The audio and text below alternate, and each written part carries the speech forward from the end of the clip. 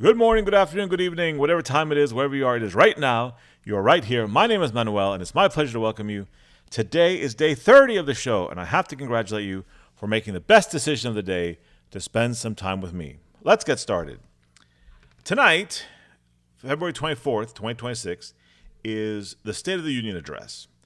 And the most celebrated guests are going to be the USA men's hockey team, fresh off their historic win over Canada in Milan. This is understandable. This is expected. The whole country should be celebrating. Sunday was 46 years to the day that the United States hockey team defeated the Soviet Union in what became known as a miracle on ice. A story that just makes Americans feel good. And it should have been exactly the same way this Sunday. And initially, it certainly seemed that way. When you consider that Team USA was the underdog, it was seen almost as a given that Canada was going to triumph. And yet, we emerged victorious. And for a moment, just about every American who paid attention, even in the slightest bit, was thrilled, was full of excitement, with joy, happy, just dancing on the ceiling, if you want to say. And then, the usual suspects had to rear their ugly heads and make everything political and decide to frame it through that lens. Initially, I must admit that naively, I thought to myself, here's a moment that will not be tainted by politics. Here's a moment that the usual suspects will actually leave alone, that they'll be smarter than this, that they'll understand that this is a moment of pride for all Americans, not a moment for politics. And then Team USA committed the unforgivable sin of not only taking a call from the President of the United States, who wanted to congratulate them, but then without hesitation accepting his invitation to the State of the Union. Perhaps worse, they openly celebrated America, spoke about being proud of being Americans. Keep in mind, not in any political way. They endorsed no positions, no candidates, simply said being proud to be Americans. And that was it.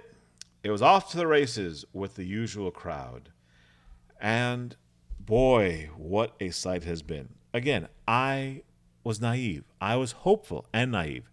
I didn't imagine that it could actually be the way it's been the last couple of days.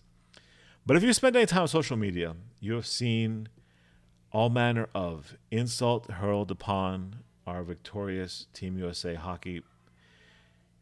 And you've seen what passes for analysis to try to explain how toxic it is, how if somehow you feel triggered by the American flag and chants of USA, USA, USA, that's okay. That not only are you not alone, but you're justified. How has this happened? Why are we here? Suddenly, what should be a celebration of American exceptionalism is being lambasted by the left as being a celebration and endorsement of fascism. This is absurd.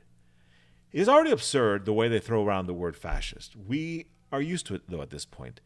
And most of us, I believe, see that this word no longer has any meaning any longer. Its power is mostly gone. And yet, I must tell you, when I hear these absurdities, it does make me angry. It makes me angry because it is so far from the truth, and it is causing so much harm to our country, and especially in a moment when we should be unified, when we should be celebrating together. There are those who can't help but continue to spread division and hatred. And the irony is that they are the ones constantly accusing the other side of doing that. This, at this point, is, for some on that side, I believe it is genuine mental illness. For others, it's calculated agitation, with one goal: to divide and conquer, to tear down what was in order to build their leftist utopia, which in reality is, of course, a dystopia. Sometimes it's asked of those of us who are not with them, Those of us who, perhaps even up to a few years ago, would have been considered a moderate Democrat or a centrist or an independent. Essentially, everybody who's even an inch to the right of Lenin, they will come to us after accusing us of being Nazis and lament, who radicalized you? What made you so radical? Well, first of all, I didn't know I was radical. But if I have been radicalized, the answer is you guys did. When I see a moment that should be pure joy and celebration of national unity torn down and stomped on, how else am I going to feel? It would be unhuman to not feel a certain way. And in this case, what I felt and what I feel, unfortunately, is rage. Now, some would say, don't take the bait. Don't let them get to you. You're right, I shouldn't. But the point remains. At a moment when everyone could have been united, when everyone could have been joined in happiness and pride and celebration of America, a certain side of the political aisle chose to do the exact opposite.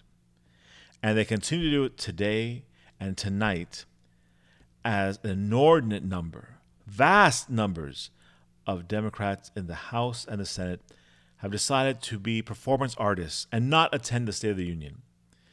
Perhaps if it was any other year, I might not even think about it. But when you consider that our heroic Olympic athletes, our Team USA hockey, are going to be there tonight to be honored, that makes all the difference. All right, that's enough for today. We'll continue tomorrow. And as always, be useful.